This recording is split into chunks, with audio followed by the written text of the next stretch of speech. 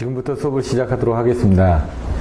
전 시간에 이제 그 연력학 쪽에 관련된 부분들을 잠깐 배우셨는데, 65회 수업을 들어가기 전에 66회 때 이 부분에 관련된 내용이 있습니다. 그래서 그 부분을 같이 보시는 게 아마 더 이해하시기 좋을 것 같아가지고, 66회 쪽으로 넘어갔습니다. 66회 쪽을 보시면요. 제가 몇 교시더라? 문제는 7번인데, 1교시 7번 문제를 보시면은 TS 선도를 이용해서 랭킹 사이클과 카르노 사이클을 설명하고 랭킹 사이클의 열혈 향상 방정식을 기술하시오. 근데 답안은 10점짜리 문제 답안이 아닙니다. 25점짜리 문제 답안으로 써놨거든요. 그래서 예를 들어 이런 것들을 나중에 10점짜리 맞게끔 쓰시는 건 여러분들이 하셔야 되는데, 일단 좀 더 이해하기 좋게끔 내용을 써놨기 때문에 한번 보시면 될 것 같습니다. 먼저 보시면요, 카르노 사이클이 뭐냐?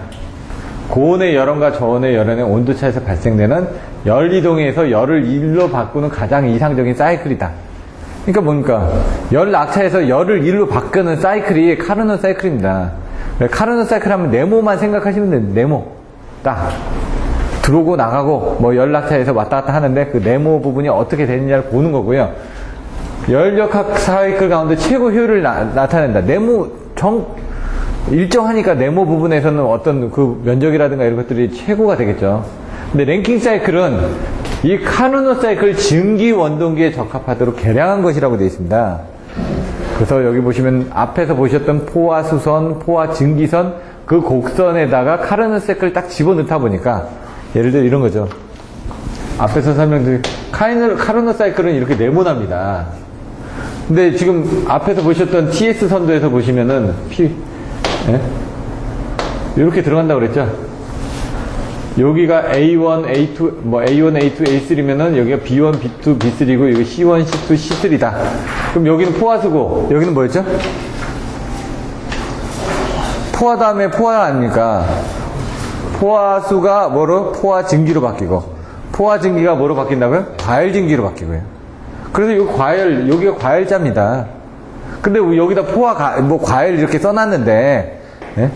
그래서 이 과열 증기로 바뀌는 부분인데, 여기다 과열을 써놨더라고요. 자, 그러면 여기다 넣었으니까, 여기가 맞는 부분이 어딥니까? 요거 빠지지 않습니까? 요것도 빠지지 않습니까? 요것도 빠지죠. 그럼 남는 건 요거밖에 없다는 얘기죠. 요 면적만큼.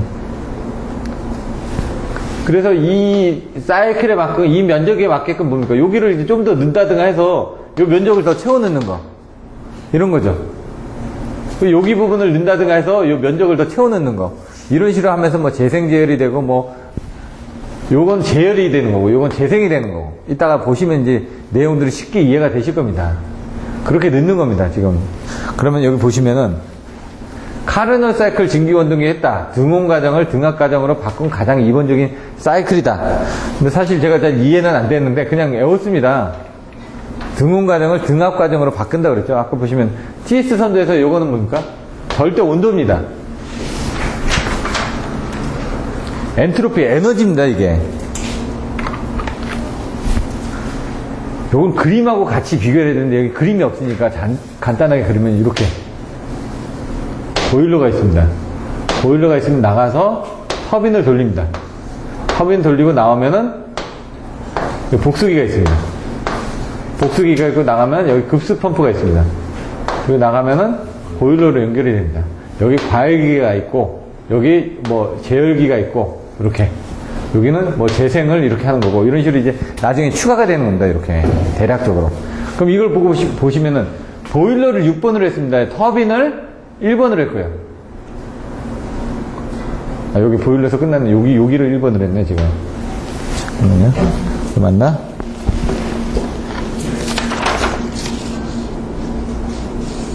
여기 그림이 없어가지고, 보일러에서 나가는 부분을 1로 했습니다, 지금.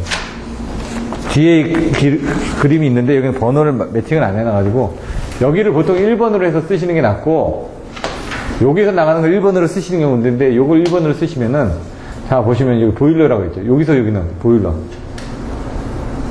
여기입니다. 여기 6번이고, 여기 1번. 1번에서 나가면서 뭐라고요? 과열기를 한번 거친다고요. 똑같은 과정입니다. 똑같이 가는데 요것만 올라간 겁니다. 그러면 요 과정은 똑같은 거고, 여기서 이제 내려가는 부분. 여기 터빈을 거친다고 그랬죠. 터빈을 거치면서 터빈을 거쳤죠. 밑으로 내려왔습니다, 지금. 그러면 여기가 1번이고, 요 과일기 나오면 2번이고, 터빈 나오면 여기 3번이고, 여기 복수기죠. 복수기를 거치면 몇 번? 여기 4번이 되는 거죠. 그리고 급수 펌프를 거치면, 여기서 급수 펌프를 넘어가면, 여기는 5번. 그리고 5번에서 이쪽으로 넘어가면 6번. 여기 6번이 되는 거죠. 이런 식으로. 그렇게 그려주시면은 좀 이해하기 편합니다. 근데 여기서 먼저 이거를 이해하시는 게, 아까 할 때는 뭐 등단, 온열, 이렇게 하고 쪼개가지고 뭐 팽창, 압축 이렇게 외웠습니다. 그냥 외우기 쉽게 하려고. 근데 이제 저 같은 경우는 여기는 일정하다 해서 여기는 절대 온도라면서요, 아까. 절대 온도니까 온도가 같으니까 등온이 되는 거고 여기 절대 온도라면서요. 온도가 같으니까 등온이라고 그냥 했습니다. 그럼 여기는 뭡니까? 단열이 되겠죠. 근데 이걸 외우게 등단 이렇게 그냥 외워주시는 것도 좋고 그 상황에 따라서 외워주시면 됩니다. 자, 그러면 여기 부분이 뭐라고요? 이쪽은 등온, 팽창, 보일러에서 나가는데 뭐라고요? 여기까지 가는데 팽창을 하는 거죠. 왜 여기는 물이었는데 뭐 어떻게 됩니까? 증기가 됐으니까 팽창이 됐을 거 아닙니까? 여기 팽창이 됐습니다. 근데 이 팽창된 게 얘가 이렇게 또 간 겁니다. 아까는 제가 이렇게 그림을 그렸지만 사실은 요 4개의 면적이 되는 거죠. 저 안에다 넣다 보니까. 그래서 요 면적하고 요 면적을 더 채워 넣을 수 있게끔 뭔가 더 만들어가는 과정들이 필요하다 이거죠. 여기 부분 여기하고 맞아 떨어집니다. 지금 딱. 자, 그러면은 여기서 올라갈 때는 어떻게 된다? 여기를 거쳐서. 이 과일기라는 게 사실 이쪽으로 들어온 겁니다. 이렇게. 한번 다시 들어왔다 나간다. 여기까지 왔는데 뭔가 에너지를 더 들이기 위해서 이 뜨거운 부분을 보일러 안에 들어갔다 나오면서 더 뜨거워진다 이거죠. 더 뜨거워졌다 이거죠. 이렇게 더 올라갔다. 그래서 이거는 등온인데 팽창이 아니라 등온인데 과열이 됐다. 뭐 등온 가열 이렇게 얘기를 합니다. 과열이 됐고 난 다음에 여기서 터빈 앞에 왔습니다. 여기서 이제 터빈 앞에 왔죠. 터빈을 지나가면서 여기 온도하고 여기 온도에 연락차가 있습니다. 연락차가 클수록 속도가 빨라집니다. 얘는 200도고 얘는 50도입니다. 그럼 150도만큼의 어떤 에너지 차이에서 뭔가 빨리 당겨진다는 얘기예요. 그 에너지를 얘가 끌어가는 겁니다. 얘가 그 온도차만큼의 에너지에서 터빈이 돌아간다는 얘기죠. 온도차만큼의 에너지에서 터빈이 돌아가니까 거기에서 뭡니까? 팽창이 일어나죠. 바깥으로 팍 빠져나가니까. 근데 뭡니까? 여기선 열을 뺏기죠. 그러니까 단열 열을 뺏기면서 팽창이 일어난다. 단열 팽창이 되는 겁니다. 이렇게. 팽창이라는 부분은 이제 이해를 하시죠. 여기서도 보일러에서 팽창이 됐고, 여기서도 밑으로 이제 빠져나가면서 빨리 빠져나가니까 팽창이 됐는데, 여기서부터 물이 되는 겁니다. 물. 복수기를 지나서부터 여기도 물이 돼가지고 차가운 물이 돼서 이거를 펌프질해서 빨리 올려줘야 되는 거니까. 왜 여기 아까 뭐 심해 신충수도 들어가면서 요거에 의해서 여기 이 냉각수가 뭘 들어갔냐에 따라서 연락차를 크게 해줄 수가 있다는 얘기입니다. 지금. 자, 여기서 복수기를 나왔습니다. 여기까지 딱. 그럼 여기 복수기 나왔습니다. 요 지점이죠. 그럼 여기서 이제 뭡니까? 압축이 된 거죠. 단열 압축. 물이 된 겁니다. 여기 물이. 여긴 증기고 여긴 증기인데 여긴 물이 돼 있습니다. 그럼 여기도 물이겠죠? 증기가 되는 겁니다. 그래서 팽창이 되는 거고 압축이 되는 거죠. 그런 개념으로 생각하시면 쉽다는 얘기죠. 복수기까지 왔습니다. 그럼 여기 왔습니다. 여기서 펌프질 하죠. 펌프질 하는데 여기 뭐라고요? 단열 압축입니다. 똑같이 여기도 등온 압축이고 여기는 단열 압축입니다. 여기까지 갔습니다. 여기까지. 큰 변화가 없다는 얘기죠. 여기서는. 그리고 나서 여기서 보일러로 들어가는 순간 여기서 이제 보일러로 들어가는 순간 여기까지. 요거는 뭐라고요? 아까 여기 부분은 여기하고 같다고요. 제가 이런 그 슬래시 부분은 요거하고 같다라고 보시라고요. 그럼 어떻게 합니까? 얘도 등온입니다. 등온이 되면서 가열하는 거죠. 요 안에서. 지금 여기서 여기 6번까지 보니까 여기 5번이라고 하면 여기로 들어가면서 여기 가열이 될 거 아닙니까? 이게 가열이. 그렇게 보시면 됩니다. 이제 여기서 이제 응용을 하면 되는데 여기 부분은 다 요거하고 같다라는 그 컨셉만 가지고 계시면 됩니다.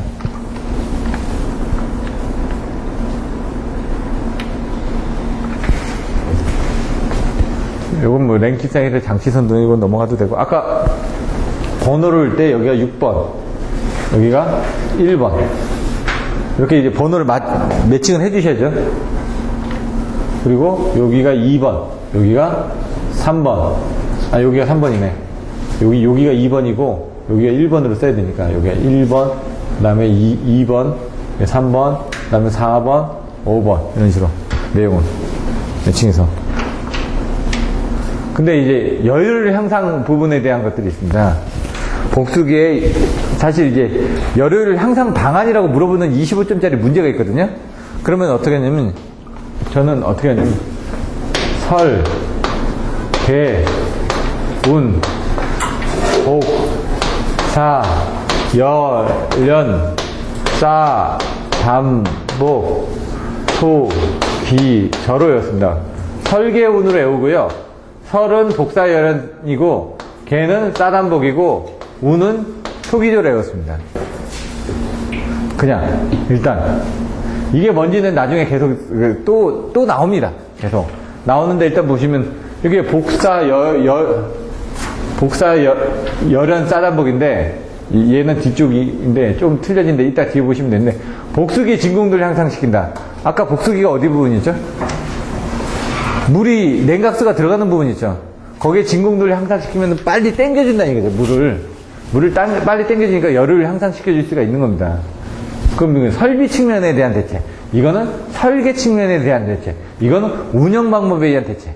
열을 향상하기 위해서 설비에서 대책하는 부분이냐, 설계 측면에서 대책이 있느냐, 아니면 운영을 하는 방법에 대책이 있느냐, 이렇게 뒤에 답안지가 또 나오는데, 여기서 그런 부분을 모범 답안을 보고 공부를 하시자는 얘기죠. 복수기의 진공도 향상, 사용증기의 고온고압화. 아까 사용증기가 고온고압화되면 에너지를 더 많이 보내줄 수 있으니까, 복사열,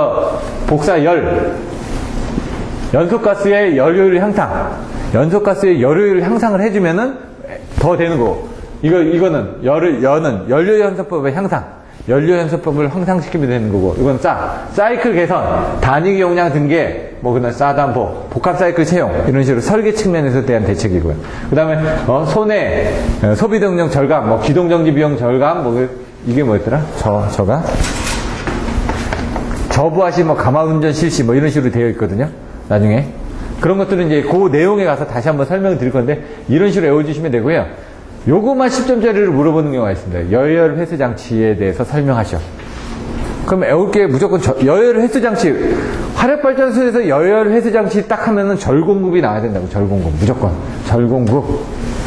이거를 이제 그림을 그려보면은 보일러가 이렇게 있는데 보일러를 이렇게 그림을 그려주셔야 된다고요. 이렇게.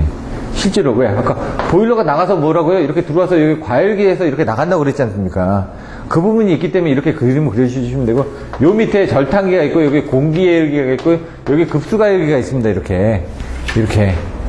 그럼 여기서 이제 나오는 부분이 연소되어서 나는 여기 밑에서 이런 부분이 다 이루어진다라고 이렇게 같이 외워주시는 게 좋다는 얘기죠. 그림상으로. 실제로도 비슷하게 배치가 되어 있으니까. 그리고 절탄기, 에코노마이저, 공기열기. 이쪽으로 들어가는, 연소를 하기 위해서 공기가 들어가는데, 그 연소가스가 나가면서 이 들어가는 공기를 따뜻하게 데워주면 더 좋다는 얘기죠. 이 절탄기 있고, 그 다음에 급수가열기는 여기서 급수를 할 때 뜨거운 물을 해주면은, 여기 차가운 물이 있었지 않습니까? 여기 올라가서 뜨거운 물을 해줘야 되는데, 여기서 급수가열기 쪽에서 급수 펌프에서 급수를 조금 더 뜨거운 물로 보내주면 여기 에너지가 더 적게 들어갈 거 아닙니까? 그리고 요 뒤쪽에 이렇게 있다라고 생각하시면은 딱 좋다는 얘기죠. 절공급을. 이런 부분이 있고요. 카르노트 사이클 정의. 카르노트 사이클은 이렇게 돼 있다. 네모나게 돼 있다. PV선도, TS선도에서. PV선도는 약간 틀려지는 거고요. 아까 보시면 등단, 온열. 이렇게 돼 있고, 요 두 개는 팽창, 여기는 압축인데, 이게 안 외워질 때는 아까 그 그림으로 그냥 외워주시면은, 외우기가 쉽다는 얘기죠. 등단. 근데 저는 그냥 다 등온으로 그냥 외운 겁니다. 그리고 이 가로질러서 팽창이니까 여기 부분 팽창이 되는 거고요. 그러니까 요거를 외우려고 하지 말고 저 그림을 가지고 뭔가 이해를 해놓으면 그다음부터는 좀 더 편할 거란 얘기입니다. 그리고 나서 딱 가서 보시면 이런 거 넘어가고, 딱 넘어가는데, 여기서 여기 부분, 5번, 6번, 1번, 2번이 나오는데, 5번, 6번, 1번, 2번이 헷갈리는데, 요 그림하고 요거하고 지금 매칭해서 잘 보셔야 된다니까. 여기. 보일러에서 나가는 부분. 아까 여기 보시면 1번, 2번, 3번, 4번, 5번. 여기 부분이 요 사이부터는 1번, 그 다음에 2번, 나가면 3번, 4번. 빈 공간에다 넣고 보일러만 6번으로 해서 보일러 바깥부터 1번을 해가지고 이렇게 그림을 그려주시면 편하다는 얘기죠. 그리고 여기부터 1번, 2번, 3번, 4번, 5번, 6번 이렇게 해주시면 되고. 그러니까 어떤 기준을 잡아서 정해주는 게 낫는데 보일러부터 정해주시는 게 있고 어떤 사람은 터빈부터 정해주시는 분도 있습니다. 보일러가 조금 더 이해하기 편합니다. 왜냐면 왜 여기가 뭐라고요? 여기를 왜 시작점으로 잡았냐면 포화수가 포화 증기선으로 와가지고 과일 증기가 되니까 실제로 일을 하는 건 뭔가 과일 증기가 일을 하는 거 아닙니까? 뭔가 과일된 증기가 뭔가 힘을 주고 있으니까 그 힘을 주고 있는데 보일러에서 나온 게 힘을 주고 있으니까 여기서부터 1번을 간 겁니다. 그냥 그게 이해하기 편하니까. 그러니까 애우는 방법을 그냥 설명을 해준 겁니다. 근데 여기 보시면은 내용이 나와 있는데 1번에서 2번으로 갈 땐 뭐라고요? 등압이라고요. 5번에서 6번으로 갈 땐 뭐라고요? 등압이라고요. 무조건. 그래서 등온이라고 안 하고, 왜냐면 아까 여기 보시면은 뭐냐면은 앞에선 등온이었죠. 근데 카르노트 사이클은 등온이었습니다. 랭킹 사이클로 가서는 뭐라고요? 등온을 등압 과정으로 바꾼 거라고 되어 있습니다. 등온을 등압으로. 그러니까 이 등온 부분이 등압이 되는 겁니다. 다. 앞에 가서 정의를 보시면은 등온 과정을 등압 과정으로 바꾼이라고 되어 있습니다. 요게. 그러니까 등온이 다 없어졌다는 얘기예요. 등압으로. 그러니까 요런 거 하나 자체가 여러분들 키포인트를 보고 거기다 딱 그 내용을 적어주시는 겁니다. 근데 이런 것을 그냥 자세히 보시는 게 아니라 여러 번 보다 보면 일단 이런 것들을 보시는 겁니다. 근데 어떤 상관관계를 가지고 딱 끄집어 놓으면 이제 오래 가니까 그런 것들을 자꾸 하셔야지만 잊어먹지 않는다는 얘기예요. 저도 옛날에 이거 다 애웠습니다. 시간이 지나니까 잊어버리거든요. 근데 중요한 키포인트만 딱, 저는 키포인트가 알고 있는 거 보일러부터 1번이다라는 건 알고 있거든요. 근데 이제 다시 보면 헷갈리니까 다시 볼 때, 아, 요게 키포인트였구나. 그러면 다시 보면 이제 보여지는 겁니다. 그런 키포인트들을 설명을 드리는 겁니다. 자, 그러면은, 장치선도, TS선도를 가지고 설명할 때, 여기는 다 등압이고, 여기도 등압이고, 여기도 등압입니다. 그러면 1번에서 2번으로 갈 땐 등압인데 뭐라고? 여기 올라갈 땐 과열이 된다고. 과열증기 쪽으로 가니까. 과열증기 부분에 있으니까 과열로 쓴 겁니다. 여기는 과열증기 쪽에 있으니까. 그 다음에 여긴 뭐라고요? 단열이죠. 근데 뭐라고요? 팽창이라고 해요. 그 다음에 3에서 4로 갈 때는 여긴 뭐라고요? 등온인데 그게 등압으로 되면서 요거 끄떡 나면 압축이라고요. 그럼 여기서 올라갈 때는 단열이라고요. 근데 뭐라고요? 압축이라고요. 압축됐죠? 여기는 뭐라고요? 요거하고 똑같다고요. 근데 원래 등온인데 이걸 등압으로 바꿨으니까 이거 등압이 되고 여기 밑에 있으니까 요건 가열이 되는 거죠. 보일러 쪽에 있으니까. 여기는 과열이 되는 거고. 가열하고 과열하고 요런 부분만 조심하시면 된다는 얘기죠. 나중에 보시면은 요쪽에서 또 한 번 되면은 제열이 나옵니다. 또 제열이.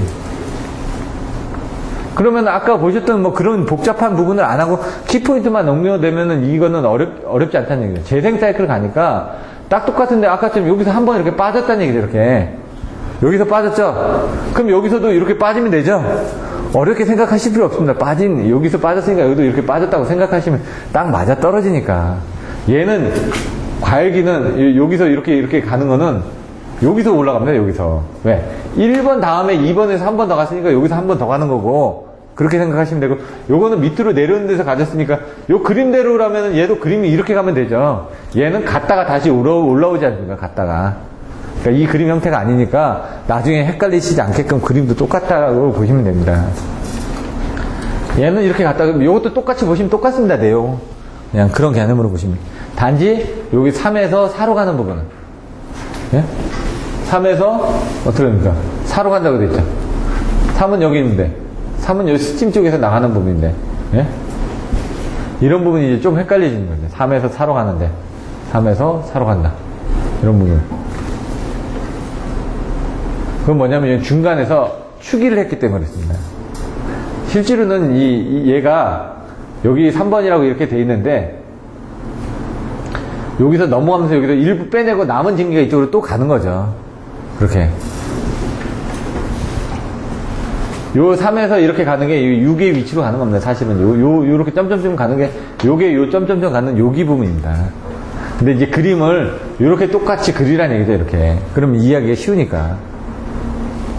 여기 부분이 빠지는 대신에 이 부분이 늘어나는 거죠, 이렇게.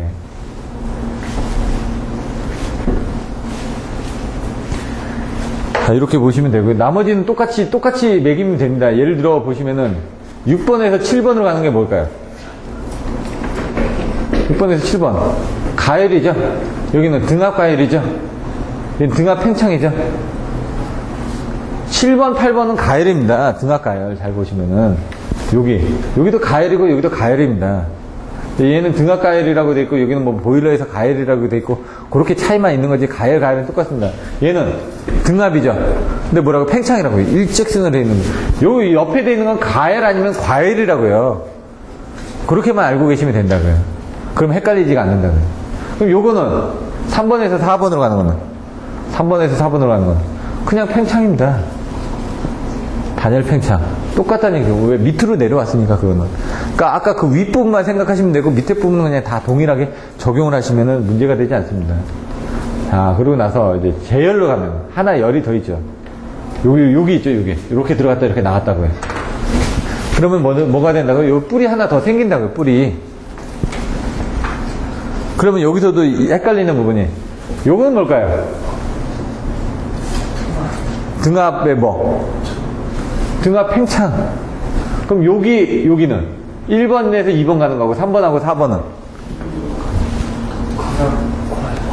그리고 3, 4번은 등압 제열. 이렇게 보시면 된다는 얘기죠. 자, 가서 볼까요?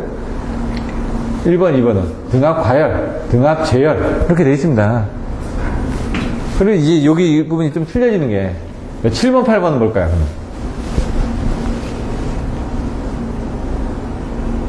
이거하고 똑같다면서요. 이게 뭐라고요? 등압이죠. 얘도 등압이고 얘도 등압이고 얘도 등압입니다. 얘는 등압이죠. 근데 여기는 가열이 되는 거고 얘는 과열이 되는 거고 얘는 제열이 되는 거고 이게 등압 가열입니다. 7번, 8번 가보시면은 등압 가열로 되어 있습니다. 이렇게 이제 개념을 잡아놓고 나면은 이건 어렵지가 않다는 얘기죠. 대신 이제 헷갈리는 거는 그림을 정확하게 숫자를 찍어서 해줘야 되는데 이건 조금 생각하셔야 됩니다. 포인트는 보일러다. 그렇게 해서 적어 놓다 보시면은 되고요. 그 다음에 이 면적 같은 것도 요거 그냥 써보시면 어렵진 않거든요. 네, 해봐야지만 아는 거예요, 먼저는. 이렇게 그냥 가시면 됩니다, 나머지도. 제열 사이클 체형시 장점. 지금 단점, 이거. 열을 비교. 카르노 사이클 뭐라고? 이 박스인데, 이 부분은 늘렸죠. 그러니까 앞으로 해가지고 늘렸네. 축이에서 뺐네요. 저압 재생은. 네. 고압 제열 재생은 요거를 빼면서 요게 여기에서 지금 요쪽으로 넘어갔지 않습니까? 이렇게 넘어가면서 요만큼의 공간이 없어졌지 않습니까? 여기도 원래 여기부터 시작하는 건데 이게 뒤로 가면서 다 당겨진 겁니다. 그래서 요만큼이 지금 없어진 대신 이 면적이 줄어드는 거죠. 면적이 줄어들기 위해서 아까 여기서 이쪽으로 간 것도 여기가 이쪽으로 가면서 아까 원래 이런 부분에서 여기를 끊었기 때문에 요 면적이 줄은 겁니다. 요 앞에는 여기도. 근데 요렇게 된 거고 여기는 거기서 이제 그 면적을 더 늘리기 위해서 요렇게 간 거고 여기는 또 뭡니까? 그걸 더 줄인 거죠. 초인기압을. 이걸 압력을 더 늘릴수록 어떻게 합니까? 이쪽으로 가면서 요 공간이 줄어들지 않습니까? 지금 이제 계속 이제 저압에서 고압에서 초임기압으로 갈수록 이게 지금 면적이 줄어들고 있다는 걸 보여주고 있는 겁니다. 여기서는. 제열 재생. 재생이면 여기 뭡니까? 여기 이게 있어야 되는데.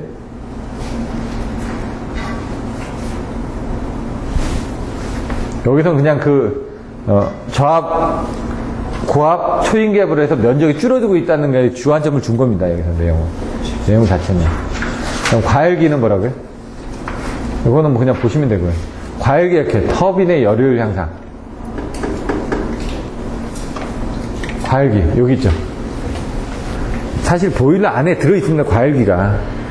이제 제열기가 아까처럼 이제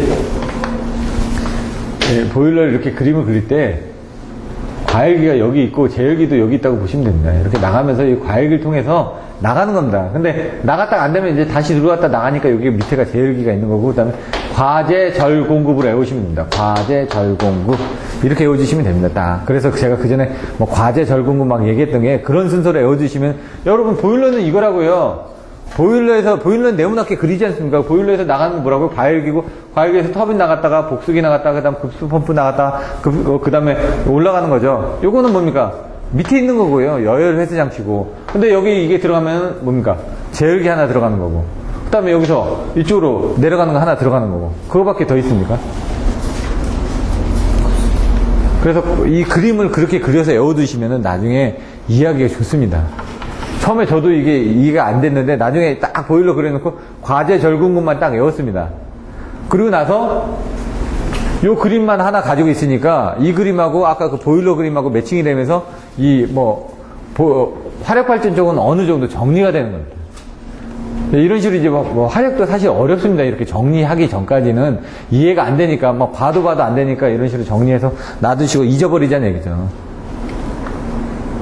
복수기의 역할, 복수기가 뭐라 하는 얘기죠?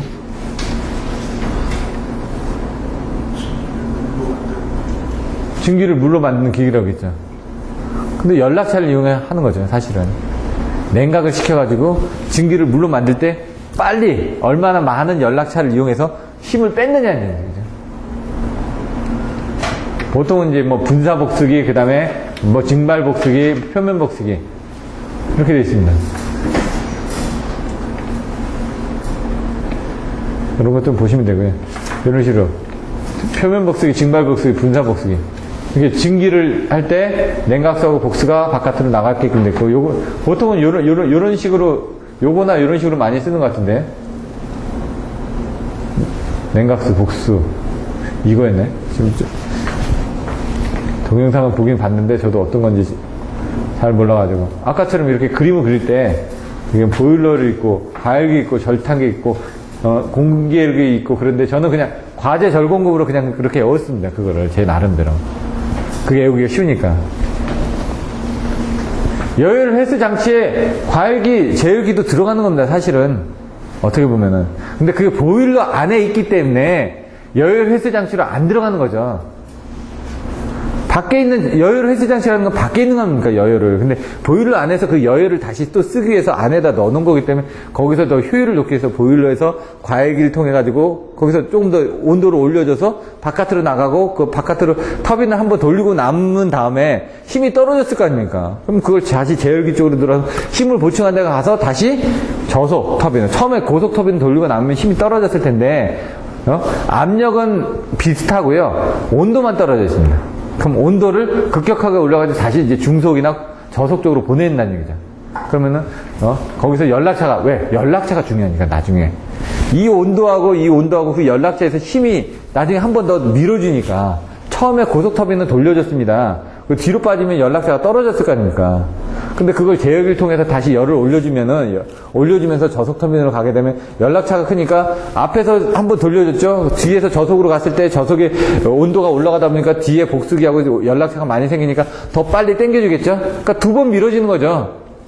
그러니까 이제 더 속도가 좋아지고 그러면 여율이 좋아지는 거죠. 절탄기. 여열을 이용 이렇게 나오는 거죠. 급수를 예열하는 거. 이렇게. 그 다음에 공기열기. 연소형 변기를 예열하는 거. 급수를 가열하는 거. 보일러에서. 이렇게. 절탄기나 급수 가열기는 비슷한 역할을 하는데 조금 틀리죠. 급수 가열기는 재생 사이클에서, 아까 재생 사이클에서만 되는 거고요. 재생 사이클. 여기 보시면 절탄기는 재생하고 상관없습니다. 배기가스의 여열을 이용하는 겁니다. 그리고 공기 예열기도 연소가스를 이용하는 겁니다. 배기가스를. 근데 급수 가열기는 연소가스를 이용 안 합니다. 연소가스를 이용 안 하고 뭐라고요? 아까 재생해서 빼낸 거 있죠. 터빈에서 중간에서 이렇게 빼냈지 않습니까? 그 빼낸 증기를 가지고 가열을 하는 거죠. 이걸 잘 생각을 하셔야지만 됩니다. 과제 절공급으로 써놨지만은 이 세 개를 절탄기나 공기열기나 급수가열기를 다 여열가스를 이용한다고 생각하시면 안 된다는 얘기죠. 급수가열기는 재생 쪽이다. 그래서 그림을 이렇게 아까 그렇게 매칭을 해서 그려놓은 겁니다. 그래야지 이해가 더 쉬우니까. 요 그림을 생각하시라고, 요거. 급수가열기로 이렇게 들어간다고. 급수 펌프 다음에 이게 있다고요, 지금. 또 과제 절공급 이렇게 돼 있지 않습니까? 그러니까 딱 그림을 매칭해놓고 과제 절공급 해놓고 얘가 어디에 있고 그냥 큰 마인드맵을 그려주시면은 열 사이클 쪽은 쉽습니다. 열 사이클이 되면 화력 쪽이 어느 정도 기본이 돼 있기 때문에 그 다음부터는 좀 편하게 합니다. 이게 안 돼 있으면, 이 개념이 안 돼 있으면요, 열 쪽은 공부하기가 좀 힘듭니다. 저도 그래서 이게 좀 되고 난 다음에 아 이게 이거구나 이게 이거구나 이런 식으로 매칭이 되는 거거든요. 근데 저도 사실 자세히 모릅니다. 제가 이거 운전 안 해봤기 때문에. 근데 제가 그냥 이렇게 애워놓고 그냥 이렇게 이해를 하니까 편해가지고 그냥 이렇게 하는 겁니다. 열혈 형상 대체 아까 뭐라고요? 복사, 열연, 싸단복, 속이죠. 그게 나오나 보자 이거죠. 설비 측면, 설계 측면, 운영 측면. 복수계 진공도 향상이 이제 뭐 어떻게 되는지 진공도를 향상되면 요만큼이 늘어난다고 합니다. 그러면 나중에 답안지를 쓸 때 요것만 딸랑 쓴 거하고 그림을 쓴 거하고 틀려질 거란 얘기죠. 이해하고 있는 사람은. 복사, 사용중계 고운 고압화. 그거는 아시겠죠? 사용중계 고운 고압화는 위에가 늘어난답니다, 지금. 이렇게. 복사, 열. 연소가스의 연손실 감소입니다. 연소가스의 열손실 감소. 그 다음에 복사, 열연. 연료연소법의 향상. 근데 여기는 지금 그렇게 안 나왔네요. 여기 있네. 연소가스의 열손실 감소. 복사, 열연. 복사, 열. 이게 세 번째 열자입니다. 제가 열로 외운 겁니다. 왜냐면 여기가 연소가스의 그거고 저기 뒤에는 연료연소법의 향상이거든요. 그러니까 이게 헷갈리니까 저는 이게 열이다 이거죠. 이게 열. 그 다음에 여기는 연이니까 아 연료연소법이고 여기도 연소가스고 여기는 연료연소법이니까 헷갈려가지고 저는 복사, 열연, 싸단복 이렇게 외웠습니다. 똑같이 연연이니까 복사, 연연 하면 생각이 안 나니까 그래서 아 열은 열손실이지. 근데 무슨 연손실일까? 연소가스의 연손실이겠지. 그러면 밑에 또 연이 있으니까 그걸 보고 또 된 겁니다. 그다음 연료 나왔으니까 연소법, 연료 연소법을 향상시켜야 되는 거구나. 그래서 여기 복사 열혈해소 장치 절공급 또 나오죠. 복사 열연 연소법의 향상. 그래서 나오는 게 IGCC, PFBC, 그 다음에 CFBC 이 세 개를 써줘야 된다는 얘기예요. 나중에 IGCC가 뭐라고요? 석탄 가스 발전. 석탄이 들어오면 그걸 잘게 쪼개가지고 거기서 이제 그걸 가스를 만들어다 보니까 예? 그 보령 같은 경우 90호기를 만들어가지고 더 복합으로 사용을 한다는 얘기죠.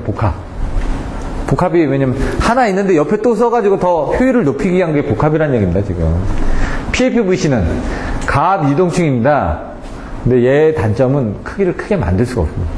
가압을 하다 보니까 유동층은 이제 나중에 순환층, 유동층, 뭐 고정상, 용융상 뭐 이렇게 또 나옵니다. 그건 뭐냐면 요 보일러 안에다가 뭔가 연료를 집었는데 고정상은 그냥 고정해놓고 그냥 하는 거고 용융은 용융해놓고 하는 거고 유동은 그 위에서 막 흐르는 겁니다.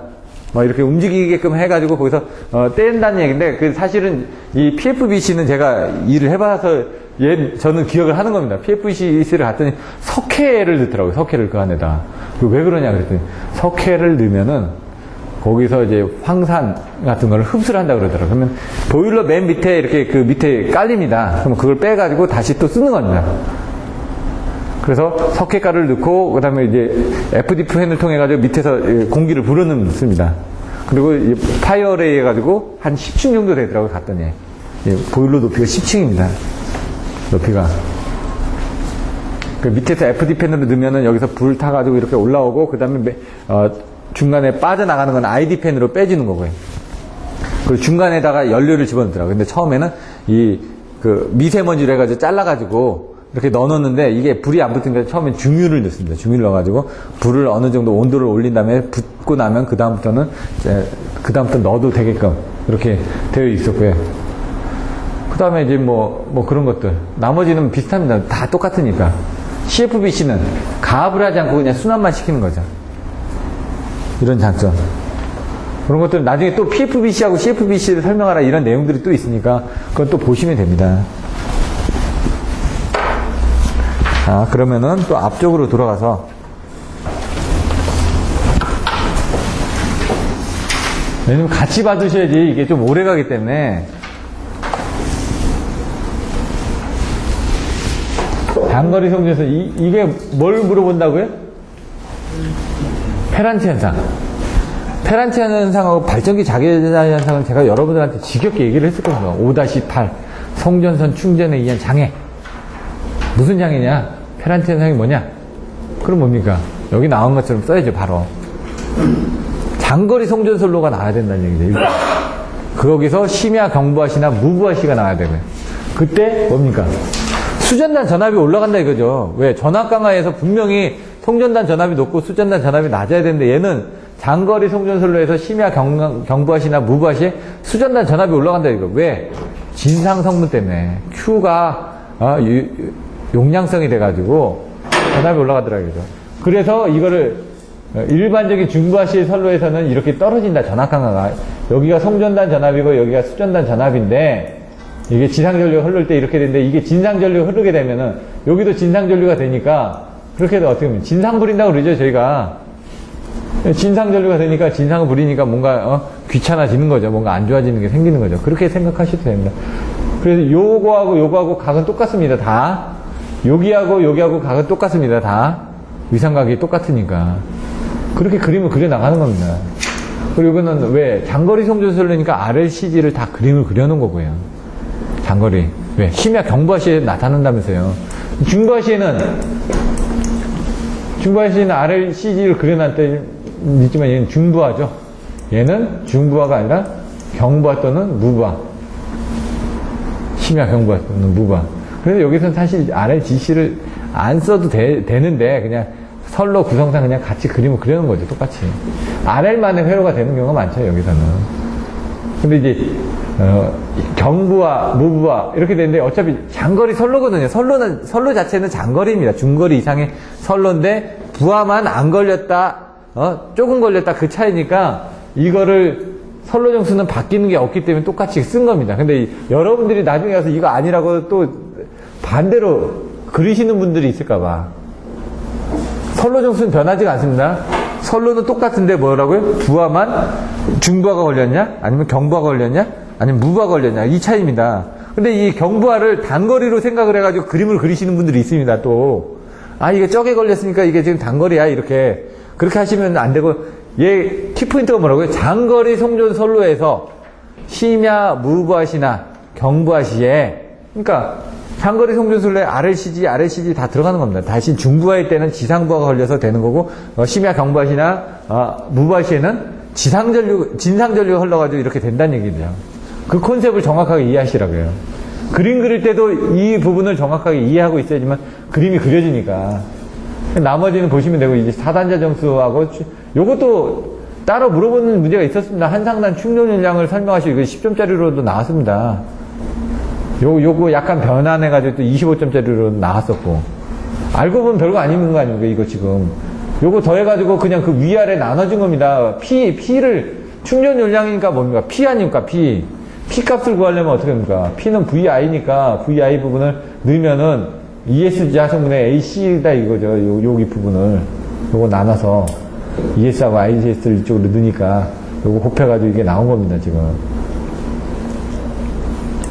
발전기 자기여자상 스스로 여자가 된다는 얘기죠. 트랜스젠더가 아니라요. 네? 여자가 된다. 올라간다는 얘기죠. 올라간다. 어떻게 올라가느냐? 아까 시성분이 있으면 전압이 올라간다면서요. 이것도 그 전에 한번 설명을 드렸었는데 발전기 원리를 할 때 V 레퍼런스 전압이 오죠. 그럼 여기 뭐가 하나 있다고? 그 뒤에 AVR, 그 뒤에 엑사이터에서 뭐를 공급한다? 예, 계자 전류를. 근데 직류 계자 전류를 어디다? 회전자에다가 공급한다. 그래서 회전 계자가 되는 겁니다. 왜? 고정제에도 공급할 수 있습니다. 계자 전류를. 작게 만들기 위해서 회전 계자에다 공급을 하면 이 바깥에 고정자 쪽에 이렇게 해서 전류가 유입이 되는데 여기 전압이 떨어지면 이 레퍼런스 전압이 이쪽으로 와서 그 떨어진 만큼 AVR한테 시그널을 주고 이 시그널에 대해서 이 엑사이터가 초소공 여자 장치가 되다 보니까 얘가 막 늘렸다 빨았다 이걸 엄청나게 잘하게 되는 거죠.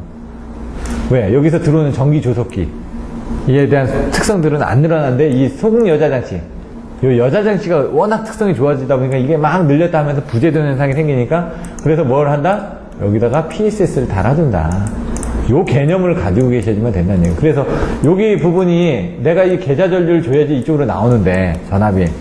송전선이 전압이 올라가다 보니까 어떻게 됩니까? 얘가 전압이 높고 얘가 전압이 낮으니까 얘가 전압이 치고 들어온다고 지금. 치고 들어오면 어떻게 됩니까? 여기서 거꾸로 얘 쪽에다, 변압기처럼 해가지고 이쪽으로 인가가 될 거 아닙니까? 그래서 저는 여기를 껐습니다.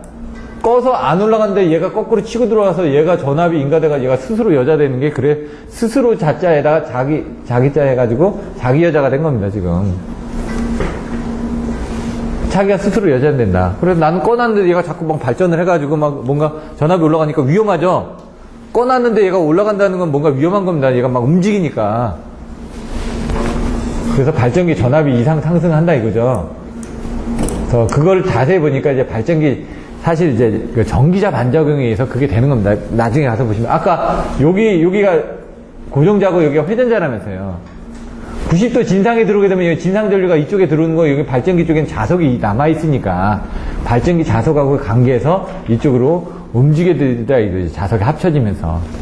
자 보면은 요건 들어오는 거고 나가는 거죠. 오른 나사의 법칙에서 이렇게 됐습니다. 근데 얘는 어떻게 표시를 하냐면 요거를 표시를 한 겁니다. 요 지점을. 요 지점만 봐도 되고요. 요 지점을 봐도 되고요. 요 지점을 봐도 됩니다. 이렇게. S하고 N은. 얘는 내려가는데 어떻게 되죠? 얘도 내려가죠. 자석이 합쳐지죠. 얘는 올라가는데 얘의 부분도 올라가죠. 자석이 합쳐지죠. 그래서 뭡니까? 전기자 전류에 의한 기자력이 뭡니까? 요거 아닙니까? 여기 전기자 전류. 그리고 요거는 주계자에 의한 기자력. 여기 주계자, 여기 계자니까. 계자에 대한 기자력이 또 합쳐지고, 전기자에 대한 기자력도 합쳐지다 보니까, 어떻게 됩니까? 발전기 용량이 작았을 때는 여자를 개방해도, 여기 스스로 여기 전압이 걸리는 거죠, 여기 부분이.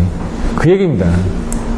근데 요게 증자작용이고, 여기 같았을 때 또 요게 90도 늦춰졌을 때 가지고, 그걸 바꾸는 게 이제 전기자 반작용입니다. 왜? 전기자에 의해서 다른 데 작용과 반작용을 하면서 작용, 반작용. 그게 관성의 법칙 아닙니까? 밀면 얘가 또 반대쪽으로 미는 역할이 있는 게 작용과 반작용인데 전기자 쪽에서 시그널이 오니까 얘가 반대쪽에서 또 뭔가 힘이 생긴다 그래서 반작용이라는 얘기입니다, 지금. 어떤 작용에서 다른 뭔가 생기니까 반작용이라고 얘기하는 겁니다. 그래서 저쪽에서 지금 뭔가 에너지가 들어왔죠. 에너지에서 전기자가 반응을 하니까 얘는 전기자 반작용으로 이렇게 생각하셔도 됩니다. 그냥. 그러니까 너무 어렵게 생각하시지 말고 그냥 쉽게 넘어가자 이거죠. 이게 왜 그러냐 하지 말고 이거는 그냥 전기자 반작용이다. 이래 해야지 그 다음부터 이해하기 쉽지. 일일이 따지면 안 되니까. 그리고 여기서는 진상이 냈기 때문에 요거 기준으로 보시면은 뭡니까? 90도 앞섰지 않습니까, 얘가. 90도 앞선 상태에서 에너지 이렇게 오른 나사의 법칙을 그려보십시오. 얘가 같으면 옆으로 갑니다. 옆으로. 이게 나중에 보시면 얘가 같으면은 요 위치가 얘가 지금 여기 있다. 그럼 얘는 이렇게 돌죠. 그럼 어떻게 합니까? 옆으로 가죠. 이게 횡축 반작용이 되는 거죠. 근데 얘가 이쪽으로 가면 90도 뒤쳐지면 그때는 어떻게 합니까? 반대적으로 얘가 이쪽으로 내려오죠. 내려올 거 아닙니까? 얘는 올라가고. 그때 그러니까 감자작용이 되는 거고. 얘는 증자작용, 횡축 반작용, 감자작용 이렇게 세 가지 단계가 있는데 그건 뭐냐? 아까 요 위치에 있느냐, 요 앞에 있느냐, 요 뒤에 있느냐에 따라서 왔다 갔다 한다는 얘기죠. 여기서 앞서면 뭐라고요? 증자가 되는 거고 여기는 옆으로 가고 있으니까 횡축 반작용이 되는 거고 여기는 반대로 내려가고 있으니까 감자작용이 되는 거고 얘가 이쪽으로 가다가 다시 돌아서 백으로 돌아가는 과정으로 생각을 하시면 됩니다. 그냥 그렇게 생각하시면 쉽거든요. 그냥 가운데 있을 때는 옆으로 간다. 그럼 앞에 있을 때는 같이 올라가니까 증자작용. 앞에 가면 같이 간다 이거죠. 뒤에 가면은 뭡니까? 뒤에서 잡아 당기는 거 아닙니까? 옆에 가면 팔짱 끼고 뭡니까? 이렇게 뭔가 잡아주고 있으니까 옆에서 잡고 있지 않습니까, 지금? 같이 간다는 건 옆에서 잡고 있으니까 옆에서 잡고 있다 이렇게 생각하시면 된다고요. 어려운 게 아니라 나중에 그런 개념으로 생각하시면은 나중에 이해하기 쉽습니다. 조금 더. 여기서 여러분들이 많이 혼돈이 옵니다. 내용을 정확하게 이해만 하면 그림 그리는데 전혀 문제가 안 되는데 단락비의 특성국수는 어떻게 그리죠?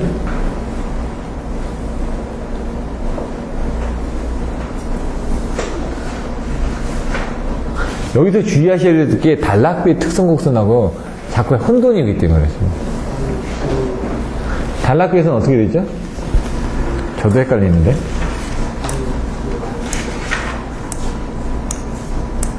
이렇게 그냥 돼 있습니다. 이렇게 두 개만. 딱. 그리고 요거 하나. 그리고 요거 두 개.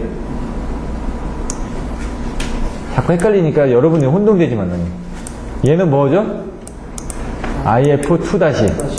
얘는 IF 다시. 얘는 뭐라고요? 그렇죠. 전격 전류 IN이고. 얘는 단락 전류 IS고. 얘는 VN 전격 전압이고. 이게 단락비입니다. 뒤에 또 나옵니다. 근데 여러분들 이 그림하고 비슷합니다. 막 혼돈이 오기 시작한다는 얘기죠. 근데 자세히 보시면 뭐라고요? 송전선로의 길이에 따른 겁니다. 길이면은 어떻게 되냐? 단거리는 짧으니까 일단 장거리니까 이렇게 갑니다. 단거리. 이렇게 짧게 가네요.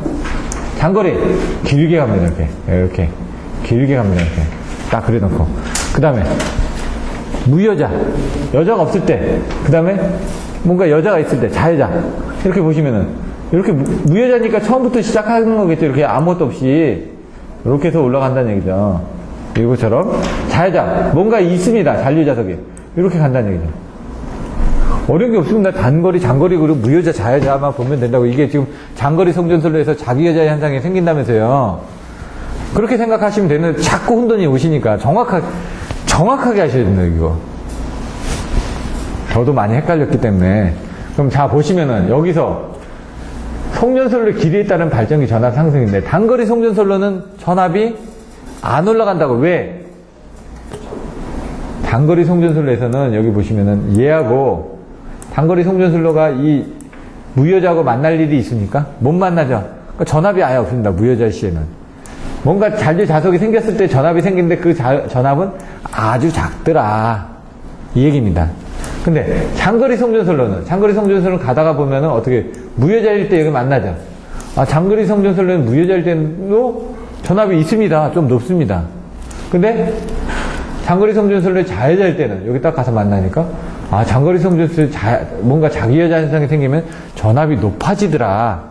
이게 문제가 되는 겁니다. 이 지점이. 이 전압이 높아지다 보니까. 그래서 이 그림을 정확하게 생각하시면 됩니다. 단거리 그림이 있고 장거리 그림이 있는데 여기 무여자 그림이 있고 자여자 그림이 있다. 이렇게만 생각하시면은 그림 그리는 건 어렵지가 않습니다. 내용을 정확하게 알고만 있으면 표현을 어떻게 하느냐죠. 근데 여러분들 헷갈려 하니까. 여기는 어떻게 보니까 다 전류고 여긴 다 전압이죠. 아까 단락비에 대한 그 부분하고 혼돈이 많이 오기 시작하기 때문에 여기서 잡아드리는 겁니다. 그러면서 나오는 게 발전기 자기여자 방지 장치에서 여기 나오는데 여기 다시라고 얘기했죠. 그냥 KS가 이쪽으로 가고요. Q분의 Q-V-V분의 V. 앞에 나와 있는 놈이 먼저 위에 있으니까 하나 찍고 그 다음 밑에 찍었다. 그리고 자성이고 1 플러스 로다. 이건 뭐 포화계수다. 이렇게 나와있고요. 요건 외우시는 방법밖에 없습니다. 나중에 따라서 KS가 요게 단락비입니다. 요 KS가. 그러다 보니까 발전기 자기여자 현상에서 단락비 증진 대책에 나오면서 그 답안을 쓰면서 요 두 개를 헷갈려 하시기 때문에 여기서 단락비에 대한 걸 한 번 더 정리를 해드린 겁니다. 단락비가 여기 나오니까. 단락비 KS를 크게 한다. 이것도 크게 한다라는 것도 그림을 그리면 이겁니다. KS가 뭐죠? 이렇게 해서 여기가 XD분의 1이 여기 KS라고요. 여기 부분이라고요. 요게.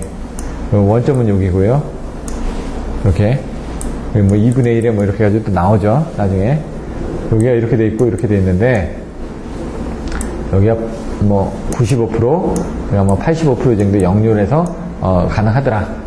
근데 단락비가 크다는 겁니까? 이건 화력 발전이고 단락비가 크다는 건 얘가 크다는 얘기죠. 그럼 얘가 이런 식으로 이제 해서 여기입니까? 여기 대해서 충격에서 더 견딜 수 있을 만큼 더 많은 부분은 견딜 수 있더라. 그래서 수력 발전 같은 건 단락비가 크기 때문에 뭡니까? 발전기의 가능 출력 곡선이 더 커지는 겁니다. 여기서는 그런 그림을 양쪽에다 그려주시면 되는 거죠. 그러니까 알고 있는 거를 그래서 단락비 KS를 크게 한다고 하는 그 밑에 줄에요. 예. Q하고 KS분의 1의 비례관계라고 되어 있는데 예.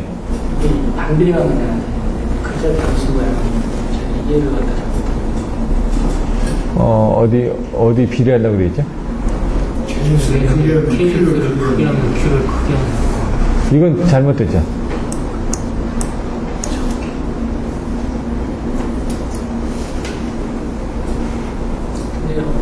문맥상에는 Q가 커야 충전. 이게 XD분의 1은 이게 KS거든요. XD를 크게 한 거면 XD를 크게 하면 뭐라고요? 작아지죠. 이건 말이 이상한데, 이거는. KS가 1 정도가 되면은 가장 경제적이다.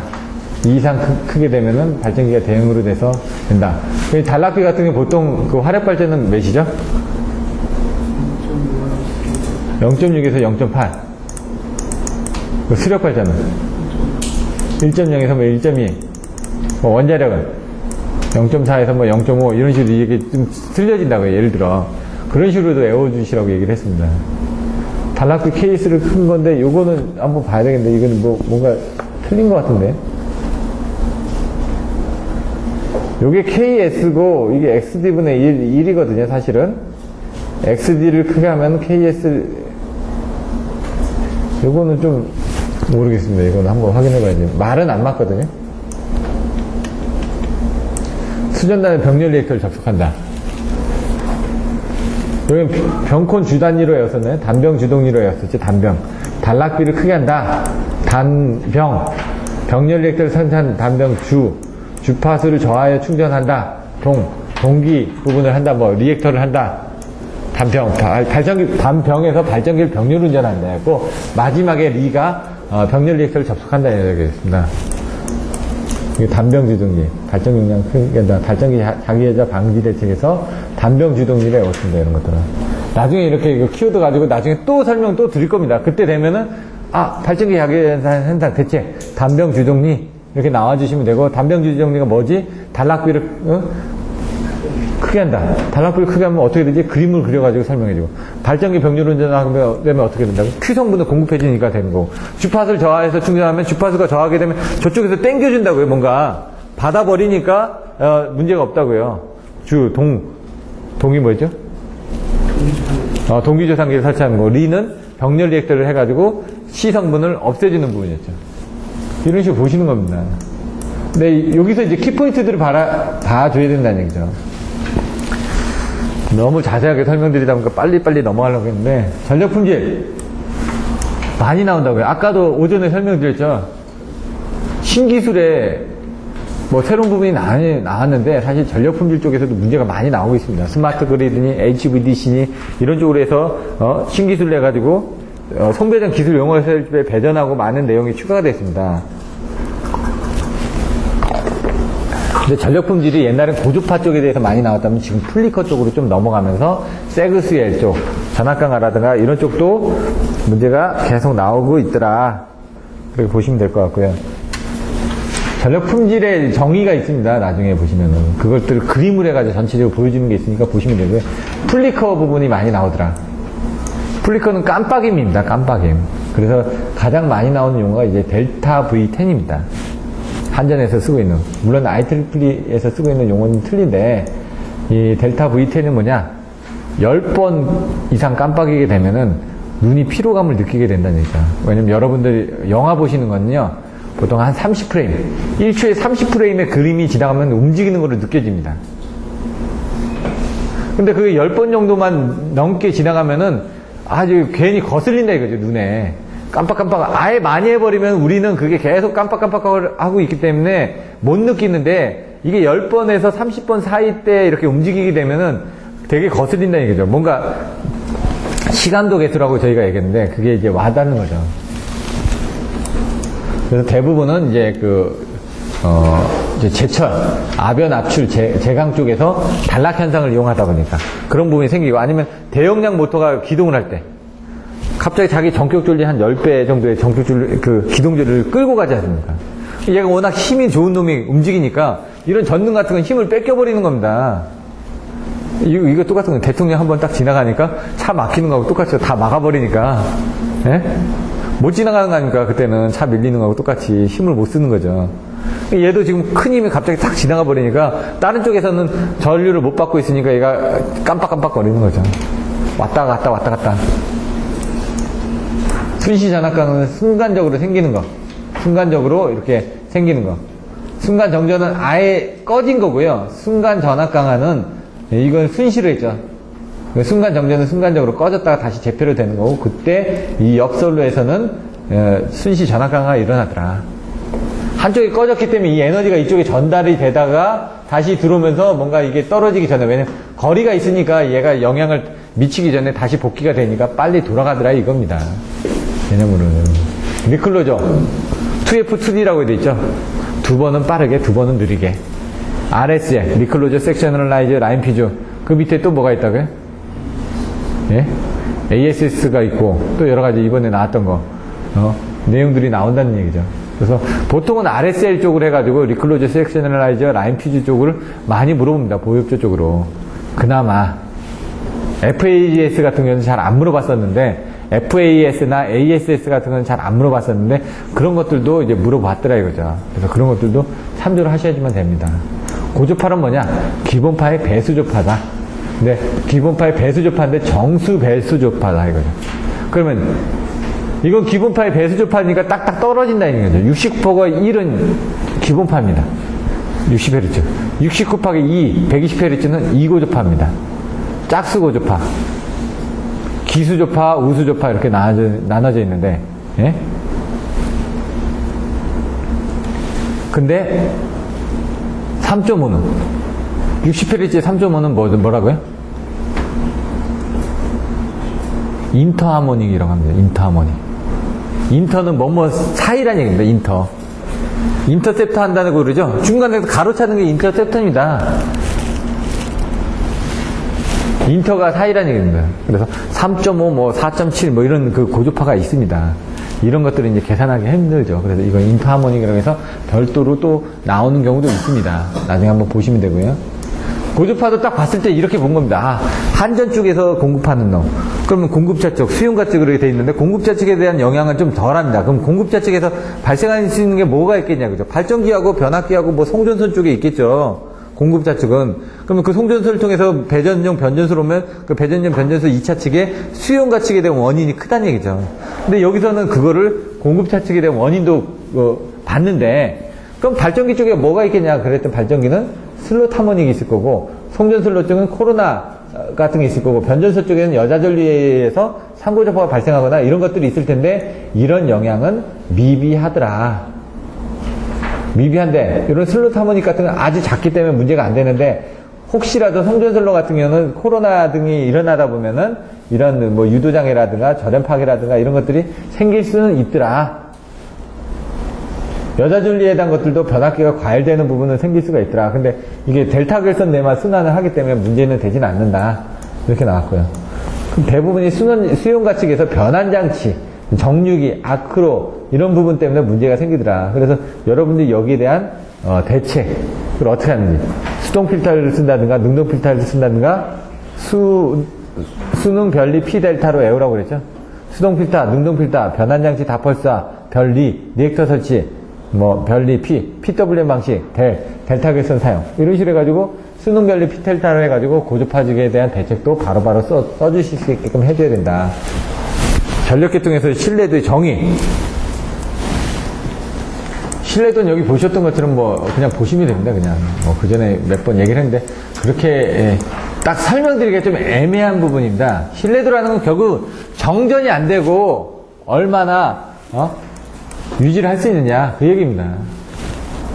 앞에서는 뭐 신뢰도에 대한 뭐 세 가지 특성에 대해서 설명하시고 이렇게 관련된 문제가 나왔는데, 요건 신뢰도에 대한 일반적인 내용들이기 때문에 그냥 뭐 정전 안 시키고 뭐 안전하게 운전하게 해서는 어떻게 해줘야 되냐 그런 내용들이고요. 이건 이제 무정전공법에서 바이패스 부분을 얘기를 했던 겁니다.